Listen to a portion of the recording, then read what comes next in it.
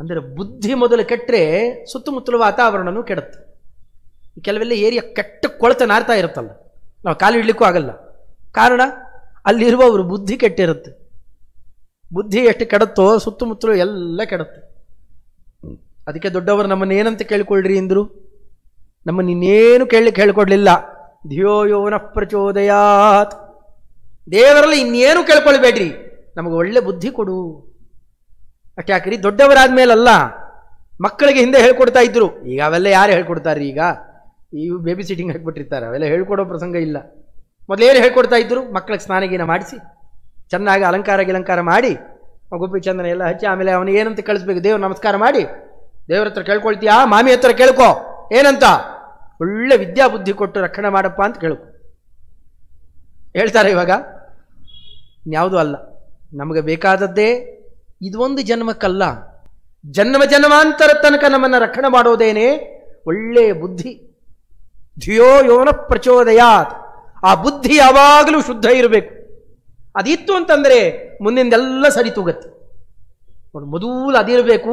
ಚಿತ್ತೇನಾಯುಕ್ತಮರ್ಥಂ ಕಲಯತಿ, ಮಂತ್ರಾಲಯ ಪ್ರಭುಗಳ ಆ ಕೃತಿಕಾರರ ಹೃದಯದಲ್ಲಿದ್ದ ಮೊದಲನೇ ಗುಣ ಅಂತಂದರೆ ಅಯುಕ್ತಮರ್ಥಂ ನೈವ ಕಲಯತಿ, ಯಾವುದೇ ಕೆಟ್ಟ ವಿಚಾರಕ್ಕೆ ಹೃದಯದಲ್ಲಿ ಅವಕಾಶವೇ ಇಲ್ಲ. ಮೊದಲನೇ ಗುಣ ಇದು. ಹಾಗಾದರೆ ಕೆಟ್ಟ ವಿಚಾರ ಗ್ರಂಥದಲ್ಲಿ ಬರಲಿಕ್ಕೆ ಸಾಧ್ಯವೇ ಇಲ್ಲ.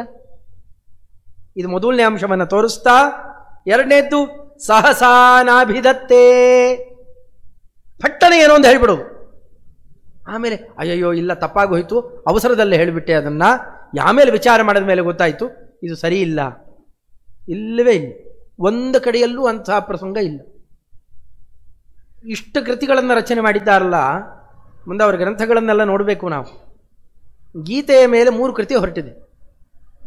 ಗೀತಾ ಭಾಷ್ಯ, ಅದಕ್ಕೆ ಟೀಕಾ, ಗೀತಾ ಭಾಷ್ಯ ಟೀಕಾಕ್ಕೆ ಪ್ರಮೇಯ ದೀಪಿಕಾ ಅಂತ ಕರೀತಾರೆ ಟೀಕಾಕೃತ್ಪಾದರು, ಅದಕ್ಕೆ ಅವರ ವ್ಯಾಖ್ಯಾನ ಇದೆ. ಗೀತಾ ತಾತ್ಪರ್ಯ ಟೀಕಾ, ಅದಕ್ಕೆ ನ್ಯಾಯದೀಪಿಕಾ ಅಂತ ಕರೀತಾರೆ, ಅದಕ್ಕೂ ಇವರ ಟಿಪ್ಪಣಿ ಇದೆ, ಭಾವದೀಪ ಇದೆ. ಗೀತಾ ತಾತ್ಪರ್ಯ ಟೀಕಾ ಟಿಪ್ಪಣಿ ಇದೆ, ಗೀತಾ ಭಾಷ್ಯ ಟೀಕಾ ಟಿಪ್ಪಣಿ ಇದೆ. ಇಷ್ಟರ ಮೇಲೆ ಗೀತಾರ್ಥ ಸಂಗ್ರಹ ಅಂತ ಮತ್ತೊಂದು ಕೃತಿಯನ್ನು ಕೊಡ್ತಾರೆ. ಸ್ವಲ್ಪ ಎಲ್ಲ ಕಡೆ ಇವತ್ತು ಅದು ಬೇರೆ ಹೆಸರಲ್ಲಿ ಪ್ರಸಿದ್ಧಿ ಇದೆ, ಗೀತಾ ವಿವೃತಿ ಅಂತ ಕರೀತಾರೆ. ಅದು ವಿವೃತಿ ರಾಯರು ಬರೆದಿದ್ದಲ್ಲ, ವಾಸ್ತವಿಕವಾಗಿ ಸ್ವಲ್ಪ ಸಾಮ್ಯದಿಂದ ಉಚ್ಚಾರಣೆ ಮಾಡಿಬಿಡ್ತಾರೆ ಅದನ್ನು. ವಿವೃತಿ ಅವರು ಕೊಟ್ಟಿದ್ದಲ್ಲ, ವಿವೃತಿ ಅಂತ ವಿದ್ಯಾಧಿರಾಜರು ಮಹಾನುಭಾವರು, ಯಾರನ್ನು ಸ್ಮರಣೆ ಮಾಡಿದರೆ ನೃಣಾಂ ವಂಶೋ ವಿವರ್ಧತೆ, ಟೀಕಾಕೃತ್ಪಾದರ ಶಿಷ್ಯರು. ಅವರು ಹೆಚ್ಚು ಗ್ರಂಥಗಳನ್ನು ರಚನೆ ಮಾಡಿದ್ದು ಕಾಣೋಲ್ಲ. ಒಂದು ಗೀತಾ ವಿವೃತಿಯನ್ನು, ಅಲ್ಲಿ ಅವ್ರದ್ದು ವಿವೃತಿ ಅಂತ, ವಿಷ್ಣು ಸಹಸ್ರನಾಮ ವಿವೃತಿ ಅಂತ ಅವರದ್ದೇನೆ, ಅವ್ರ ಪ್ರತಿಜ್ಞೆನೇ ಹಾಗೆ ಮಾಡಿದ್ದಾರೆ. ಮಂತ್ರಾಲಯ ಪ್ರಭುಗಳ ಆದ್ಯಂತಗಳಲ್ಲಿ ಹಾಗೆ ಕಾಣೋಲ್ಲ. ಮಂತ್ರಾಲಯ ಪ್ರಭುಗಳ ಗ್ರಂಥದಲ್ಲಿ ಅವರೇನೆಂದಿದ್ದಾರೆ, ನೇರ ಗೀತಾಕ್ಕೆ ವ್ಯಾಖ್ಯಾನ ಮಾಡುವಾಗ ತುಂಬ ಕಷ್ಟ ಆಗುತ್ತಪ್ಪ ನಿಮಗೆ ಗೀತಾ ಅರ್ಥ ಮಾಡ್ಕೊಳ್ಳಿಕ್ಕೆ ಅಂತ ಗೀತಾ ಭಾಷ್ಯ ತಾತ್ಪರ್ಯ ನೋಡಬೇಕು, ಇನ್ನೂ ಕಠಿಣ ಆಗಿ ಹೋಗುತ್ತೆ. ಏನೇನೋ ಪ್ರಮಾಣ ಉಲ್ಲೇಖ ಮಾಡ್ತಾರೆ, ಯಾಕೆ ಅಂತ ಗೊತ್ತೇ ಆಗೋಲ್ಲ, ಅದರ ಅರ್ಥ ಏನು ಗೊತ್ತಾಗೋಲ್ಲ. ಮತ್ತು ಟೀಕೆಗಳನ್ನು ನೋಡಬೇಕು, ಪ್ರಮೇಯ ದೀಪಿಕಾ ನ್ಯಾಯದೀಪಿಕಾ. ಅಲ್ಲೇನಾರ ಗೊಂದಲ ಬಂತು ಅಂತಂದರೆ ಅದನ್ನು ಅರ್ಥ ಮಾಡಿಕೊಳ್ಳಿಕ್ಕೆ ಮತ್ತೆ ಟಿಪ್ಪಣಿ ಮೊರೆ ಹೋಗಬೇಕು. ಇಷ್ಟು ಕೆಳಗೆ ಇಳಿದಿರ್ತೇವಲ್ಲ, ಇದನ್ನೆಲ್ಲ ಸೇರಿಸಿಕೊಂಡು ಮತ್ತೆ ಗೀತೆಗೆ ಹೋಗೋಷ್ಟೊಳಗೆ ಸುಸ್ತೊಡೆದೋಗಿರ್ತೇವೆ, ಅರ್ಥವೇ ಆಗೋಲ್ಲ. ಇದನ್ನೆಲ್ಲ ಸಂಕಲನ ಮಾಡಿಕೊಡೋಕ್ಕೆ ಯಾರನ್ನೊಬ್ಬರು ಬೇಕಾಯಿತು ನಮಗೆ. ಹೌದಲ್ಲ, ರಾಯರು ಅಂದರೆ ಏನು ಪಂಚಾಮೃತ, ನಮಗೆ ಪಂಚಾಮೃತ ಬೇಕಲ್ಲ. ಗೀತಾ ಭಾಷ್ಯ ತಾತ್ಪರ್ಯಗಳು, ಅದೆರಡರ ಟೀಕೆಗಳು, ಇದೆಲ್ಲದರ ಅರ್ಥವನ್ನು ಕೂಡ ಅಲ್ಲ 5 ಆಯ್ತಲ್ಲ, 5ರ ಅರ್ಥವನ್ನು ತಗೊಂಡು ಲಕ್ಷ್ಮೀನಾರಾಯಣಮ್ಮನತ್ವ ಪೂರ್ಣಬೋಧಾಧಿಕಾನ್ ಗುರೂನ್ ಕುರ್ಮಶ್ರೀ ಕೃಷ್ಣಗೀತಾಯಾ ಭಾಷ್ಯಾದ್ಯುಕ್ತಾರ್ಥ ಸಂಗ್ರಹಂ, ಅದಕ್ಕೆ ಗೀತಾರ್ಥ ಸಂಗ್ರಹ ಅಂತ ಹೆಸರು. ಗ್ರಂಥ ರಚನೆ ಅಂದರೆ ಗೀತೆ ಮೇಲೆ ಎಷ್ಟು ಗ್ರಂಥ ಆಯ್ತು ಅಲ್ಲಿಗೆ. ಎಲ್ಲಾನು ಒಂದು ಕಡೆ ಇಲ್ಲಿ ಮಾತಾಡಿದ್ದಕ್ಕೆ ವಿರುದ್ಧವಾಗಿ ಇನ್ನೊಂದು ಕಡೆಯಲ್ಲಿ ಎಲ್ಲಾನು ತೋರಿಸ್ರಿ, ಇಲ್ಲವೇ ಇಲ್ಲ, ಬರಲಿಕ್ಕೆ ಸಾಧ್ಯ ಇಲ್ಲ. ಯಾಕೆ ಅಂದರೆ ಅಷ್ಟು ಅಚ್ಚುಕಟ್ಟಾಗಿ ಇಷ್ಟು 3 ಗ್ರಂಥಗಳ ಪ್ರಸಾರ ಆಗತ್ತೆ. ಯಾವ ಗ್ರಂಥದ ಅಡಿಯಲ್ಲಿ ಎಲ್ಲಿ ಯಾವುದನ್ನು ಮಾತಾಡಬೇಕೋ ಅದನ್ನೇ ಮಾತಾಡಬೇಕು ಅನ್ನುವ ಬೌದ್ಧಿಕ ವ್ಯವಸ್ಥೆ. ಅಲ್ಲಿ ಒಂದು ಕಡೆಯಲ್ಲಿ ಎಲ್ಲ ಅವಶ್ಯ ಹೇಳಬೇಕು, ಅಲ್ಲಿ ಹೇಳಿರ್ತಾರೆ. ಇನ್ನೊಂದು ಗ್ರಂಥದಲ್ಲಿ ಬಂತು ಅಂತಂದರೆ ಈ ವಿಚಾರ ಅಲ್ಲಿ ನೋಡ್ಕೊಳ್ರಿ ಅಂತಾರೆ, ಹೇಳೋಲ್ಲ. ಅಷ್ಟು ಬೌದ್ಧಿಕ ವ್ಯವಸ್ಥೆ ಇದೆ. ಸಹಸಾ ನಾಭಿಧತ್ತೆ, ಪಟಕ್ಕಂತ ಹೇಳಿಬಿಡೋದು, ಆಮೇಲೆ ತಿದ್ದುಕೊಳ್ಳಿಕ್ಕೆ ಅಂತ ಹೋಗೋದು. ಇದು ಅವರ ಇಡೀ ಎಷ್ಟು 52 ಕೃತಿಗಳನ್ನು ನೋಡಿದ್ರು ಎಲ್ಲೂ ಕಾಣೋಲ್ಲ. ಪ್ರತಿಯೊಂದು ಜಡ್ಜ್ಮೆಂಟ್ ಕಾಪಿ ಇದ್ದ ಹಾಗೆ. ಸಾಧಾರಣ ಸುಪ್ರೀಂ ಕೋರ್ಟಲ್ಲಿ ಜಡ್ಜ್ಮೆಂಟ್ ಅಂತ ಕೊಡ್ತಾರಲ್ಲ, ಇಷ್ಟೇ ಅಂತ, ಅದೇ ಕ್ರಮದಲ್ಲಿ ಇನ್ಯಾರು ಬಂದರೂ ಅದನ್ನು ಬದಲಾಯಿಸಲಿಕ್ಕಾಗೋಲ್ಲ. ಅಂಥ ಕ್ರಮದ ಒಂದೊಂದು ಅಕ್ಷರಗಳ ಜೋಡಣೆ. ಸಹಸಾ ನಾಭಿದತ್ತೇ ಇದು 2ನೇ ಅಂಶ. ಆದರೆ 3ನೇ ಅಂಶ ಇನ್ನೂ ಸೊಗಸಾಗಿದೆ. ಸದ್ಭಿಸ್ಸಾಕಂ ನ ಮೀಮಾಂಸತೆ. ಸಾಧಾರಣ ನಮ್ಮಲ್ಲಿ ಅಂಥದ್ದು ಕಾಣುತ್ತೆ.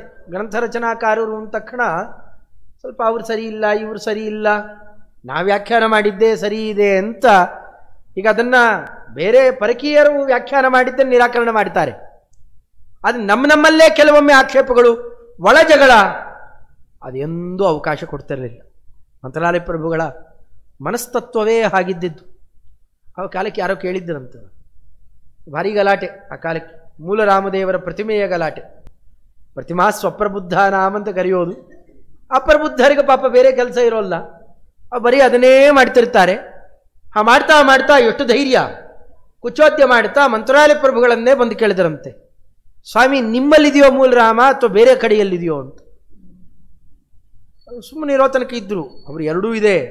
ಶಾಪಾನುಗ್ರಹ ಶಕ್ತೋನ್ಯೋ ರಾಘವೇಂದ್ರಾನ್ನ ವಿದ್ಯತೆ. ಬರೀ ಅನುಗ್ರಹ ಅಷ್ಟೇ ಅಲ್ಲ, ಅಷ್ಟೇ ಸಾಮರ್ಥ್ಯ ಶಾಪ ಕೊಡೋದರಲ್ಲೂ ಇದೆ. ಕಿತ್ತೂರಿನಲ್ಲಿ ಹೇಳ್ತಾರೆ, ಕಿತ್ತೂರು ಅಂತ ಒಂದು ಊರಿದೆಯಲ್ಲ, ಇಲ್ಲಿ ಮಂತ್ರಾಲಯ ಪ್ರಭುಗಳು ಹೋದಾಗ ಸ್ವಲ್ಪ ಅಪಚಾರ ಮಾಡಿದರಂತೆ. ನಿಮ್ಮ ಊರಲ್ಲಿ ಸಿಹಿ ನೀರು ಬರದೇ ಹೋಗಲಿ ಅಂತ ಶಾಪ ಹಾಕಿಬಿಟ್ಟು ಹೋಗ್ತಾರೆ. ಇವತ್ತಿಗೂ ಅಲ್ಲಿ ಸಿಹಿ ನೀರಿನ ಬಾವಿ ಇಲ್ಲ ಅಲ್ಲಿ. ಅದನ್ನು ಅಲ್ಲಿಯವರೇ ಅದೇ ಊರಿನವರೇ ಹೇಳೋ ಕ್ರಮ. ಅಂದರೆ ಆ ಕ್ರಮದಿಂದಾಗಿ ಅವರು ಶಾಪನೂ ಅಷ್ಟೇ ಕೊಡ್ತಾರೆ, ಅನುಗ್ರಹ ಬುದ್ಧಿಯೂ ಅಷ್ಟೇ ಇದೆ. ಎಚ್ಚರಿಕೆ ಬೇಕಷ್ಟೇ. ಹೋಗಿ ಅವ್ರನ್ನ ಕೇಳಿದ್ರಂತೆ, ಮೂಲರಾಮ ಎಲ್ಲಿದ್ದಾನೆ ಅಂತ. ಅವರು ಕುಚೋದ್ಯದ ಮಟ್ಟ ಎಲ್ಲ ಗೊತ್ತಿತ್ತಲ್ಲ. ಮಂತ್ರಾಲಯ ಪ್ರಭುಗಳು ಏನನ್ಬೇಕಂತೆ, ರಾಮದೇವರು ಇಲ್ಲೂ ಇದ್ದಾನೆ ಅಲ್ಲೂ ಇದ್ದಾನೆ, ನೀನು ನಿರ್ಮೂಲ ರಾಮ ಅಂತಂದ್ರಂತೆ. ಮೂಲರಾಮ ಅಲ್ಲೂ ಇದ್ದಾನೆ ಇಲ್ಲೂ ಇದ್ದಾನಪ್ಪ, ಉಪಾಸನೆ ಮಾಡುವವರಿಗೆ ಕಂಬದಿಂದ ಹೊರಗೆ ಬಂದವನವನು. ಅಂಥದ್ದು ನೀವೇನೋ ಕುಚೋದ್ಯ ಮಾಡಲಿಕ್ಕೆ ಅಂತ ಹೊರಟ್ರೆ ನೀನು ನಿರ್ಮೂಲ ರಾಮನಾಗ್ತೀಯಾ ಅಂತಂದ್ರು. ಅವರ ವಂಶ ನಿರ್ಮೂಲ ಆಗೋಯ್ತು. ವಂಶ ನಿಂತೇ ಹೋಯ್ತಂತೆ, ವಂಶ ಬೆಳಿಲೇ ಇಲ್ಲ. ಅಂಥ ಕುಚೋದ್ಯ ಮಾಡೋರು ವಂಶ ಬೆಳೆಯೋದು ಬೇಡ, ಆ ಕುಚೋದ್ಯ ಬೆಳೆಯೋದು ಬೇಡ ಅಂತ ನಿಲ್ಲಿಸ್ಬಿಟ್ಟು. ಅದು ನಿಲ್ಲಿಸಿದ್ರೂ ಅದು ರಕ್ತಬೀಜಾಸುರ, ಅದು ಬೇರೆ ಕಡೆಯಿಂದ ಹುಟ್ಕೋತಾನೆ ಇದೆ ಅಂತ ಇಟ್ಕೊಳ್ತೀರಿ. ಅದನ್ನು ಇವು ಗೊತ್ತಿಲ್ಲ ಅದರಿಂದ ಏನೇನು ಮುಂದೆ ಆಗುತ್ತೆ ಅನ್ನೋದರ ಪ್ರಭಾವ ಹಂಗೆ ನಡೆಸ್ತಾರೆ. ಆ ಮಂತ್ರಾಲಯ ಪ್ರಭುಗಳ ಸೌಜನ್ಯ ಎಷ್ಟಿತ್ತು ಅಂತಂದರೆ, ವೈಷ್ಣವರಲ್ಲೇನೆ ನಾವು ಪ್ರತಿನಿತ್ಯ ಬೆಳಗ್ಗೆ ಎದ್ದು ಪ್ರಾರ್ಥನೆ ಮಾಡುವ ಅಂಶ ಅದು. ವೈಷ್ಣವ ದ್ವೇಷ ಹೇತೂನ್ಮೇ ಭಸ್ಮಸಾತ್ ಕುರು ಮಾಧವ. ಅದು ಬರಬಾರ್ದು ಎಂದೂ ಕೂಡ. ಅದಕ್ಕೆ ಎಂದಾರು ಅಂಥ ಜ್ಞಾನಿಗಳನ್ನು ಆಕ್ಷೇಪ ಮಾಡುವ ಪದ್ಧತಿ ಬಂತು ಅಂತಂದರೆ ಅಂಥದ್ದು ಎಲ್ಲೂ ಇಲ್ಲ. ಇಡೀ ಮಂತ್ರಾಲಯ ಪ್ರಭುಗಳ ಕೃತಿಗಳಲ್ಲಿ ಆ ಪ್ರಸಂಗವೇ ಇಲ್ಲ. ತಮ್ಮಲ್ಲೇ ಯಾರಾನ ಈ ರೀತಿಯಲ್ಲಿ ಆಕ್ಷೇಪ ಮಾಡಿದ್ರು, ಈ ರೀತಿಯಲ್ಲಿ ಅದಕ್ಕೆ ಅವ್ರ ವ್ಯಾಖ್ಯಾನ ಹೀಗಿದೆ, ಇವ್ರ ವ್ಯಾಖ್ಯಾನ ಹೀಗಿದೆ, ಕೇಚಿತ್ತು ಅದು ಇದು ಎಲ್ಲ ಆ ರೀತಿಯಲ್ಲಿ ಮಾತಾಡೋದು. 1-2-3 ಬಾರಿ ಆ ಥರ ಕಂಡರೂ ಅದನ್ನು ಮುಂದೆ ಲಕ್ಷ್ಮೀಕಾಂತ ತೀರ್ಥರೇ ಮೊದಲಾದವರು, ಲಕ್ಷ್ಮೀನಾಥ ತೀರ್ಥರೇ ಮೊದಲಾದವರು ತಮ್ಮ ಟಿಪ್ಪಣಿಯಲ್ಲಿ ಅದನ್ನು ತಗೊಂಡು ಹೀಗೆ ಆಕ್ಷೇಪ ಬರುತ್ತೆ, ಆದರೆ ಇಲ್ಲ ಅಂತ ತೆಗೆದಾಕ್ತಾರೆ. ಅಂಥದ್ದನ್ನೆಲ್ಲ ನಾವು ನೋಡ್ತೇವೆ.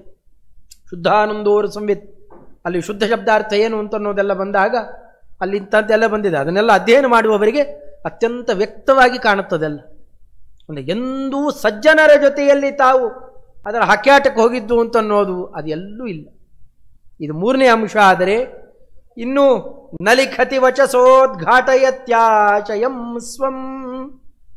ಇನ್ನು ವಿಚಿತ್ರ ಅಂತಂದರೆ, ಈ ಕೆಲವರಿಗೆ ಬರವಣಿಗೆ ಬರುತ್ತೆ, ಅದನ್ನು ಬಾಯಲ್ಲಿ ಹೇಳಲಿಕ್ಕೆ 1-2 ಅಕ್ಷರ ಸ್ವಲ್ಪ ಮಾತಾಡ್ರಿ ಅಂತಂದರೆ ಬೆಬ್ಬೆ ಬೆಬ್ಬೆಬ್ಬೆ ಅಂದ್ಬಿಡ್ತಾರೆ. ಒಳ್ಳೆ ಬರಹಗಾರ, ಬರವಣಿಗೆ ಅಂತ ಕುತ್ಕೊಂಡ್ರೆ ಏನು ಅದ್ಭುತವಾಗಿ ಅರ್ಥ ಮಾಡಿಸ್ತಾನೆ, ಮಾತಾಡ್ಲಿಕ್ಕೆ ಬರೋಲ್ಲ, 1 ಅಕ್ಷರ ಮಾತಾಡ್ಲಿಕ್ಕೆ ಬರೋಲ್ಲ. ಈ ಭಾರಿ ಮಾತಾಡ್ತಾ ಇರ್ತಾರೆ, ಏನು ಚಿಕ್ಕ ವಿಚಾರ ತಗೊಂಡು ರಂಗಾಗಿ ವರ್ಣನೆ ಮಾಡಿದ್ರು ಮುಂದೆ ಅದ್ಭುತ ವರ್ಣನೆ ಮಾಡ್ತಾರೆ. 1-2 ಅಕ್ಷರ ಬರೆದು ಕೊಡ್ರಿ ಅಂತಂದರೆ ಬರವಣಿಗೆ ಎಲ್ಲ ಬರೋಲ್ಲಪ್ಪ, ಬೇಕಾದ್ರೆ ಮಾತಾಡ್ತೇನೆ ಅಂತ. ಅದು ಎಲ್ರಿಗೂ ಎಲ್ಲ ಒಲದು ಬರೋಲ್ಲ. ತಾವೇನು ಬಾಯಲ್ಲಿ ನುಡಿದು ಸನ್ನಿಹಿತ ಶಿಷ್ಯರಿಗೆ ಪಾಠ ಹೇಳ್ತಾ ಇದ್ರೋ ಅದೇ ವಿಚಾರಧಾರೆಯನ್ನು ಅದೇ ಕ್ರಮದಲ್ಲಿ ಮುಂದೆ ಎಷ್ಟು ದೊಡ್ಡ ಅಸನ್ನಿಹಿತರು, ಅವರಿಗೆ ಹಿಂದು ಮುಂದೆ ವಾತಾವರಣ ಗೊತ್ತಿಲ್ಲದೆ ಇದ್ದವರು ಆ ಕೃತಿಯನ್ನು ನೋಡಿದ್ರು, ಇದಿಷ್ಟೇ ಅಭಿಪ್ರಾಯ ಅವರ ಹೃದಯಕ್ಕೆ ಮುಟ್ಟಬೇಕು. ಎಂಥ ಶಕ್ತಿ ಅದು! ಮಾತಿನಲ್ಲಿ ಆ ಶಕ್ತಿ ತುಂಬಬೇಕಾಗಿದ್ದರೆ ಬಹಳ ಕಠಿಣ. ಯಾವುದೋ ಅಭಿಪ್ರಾಯದಲ್ಲಿ ಬರೆದು ಬಿಟ್ಟಿರ್ತಾರೆ, ಅದು ಇನ್ನೇನನ್ನೋ ತೋರಿಸ್ತಾ ಇರುತ್ತೆ. ಇಲ್ಲ ಇಲ್ಲ ನಾನು ಹೀಗೆ ಅನ್ಕೊಂಡು ಬರದೆ ಅಂತ ಅದು ನೀವು ಹೊಡ್ಕೋತಾ ಇರ್ಬೇಕು. ಕೆಲವೊಮ್ಮೆ ಹಾಗೆಲ್ಲ ಆಗುತ್ತೆ. ಮಂತ್ರಾಲಯ ಪ್ರಭುಗಳ ಕೃತಿಯಲ್ಲಿ ಹಾಗಿಲ್ಲ. ತಾವು ಏನನ್ನು ಹೇಳಬೇಕು ಅಂತ ಬಯಸಿದ್ದರೋ ಅದೇ ಗ್ರಂಥಗಳು ಹೇಳ್ತಾವೆ. ಇವತ್ತು ಅವರು ಇರಬೇಕಾಗಿಲ್ಲ, ಆ ಕೃತಿಯನ್ನು ನೋಡಿದರೂ ಕೂಡ ಅವರ ಕೆಲಸವನ್ನು ಅವರ ಕೃತಿಯೂ ಮಾಡುತ್ತೆ. ಅಷ್ಟು ಅದ್ಭುತವಾದ ಶಕ್ತಿ ಬರಹದಲ್ಲಿ ಬಂದಿರುವಂತಹ ಶಕ್ತಿ ಎಲ್ಲ ಅಮ್ಮನವರ ಅನುಗ್ರಹನೇ. ಸರಸ್ವತೀ ದೇವಿಯರ ಅನುಗ್ರಹ ಇಲ್ಲದೆ ಶಕ್ಯ ಇಲ್ಲ ಅದು.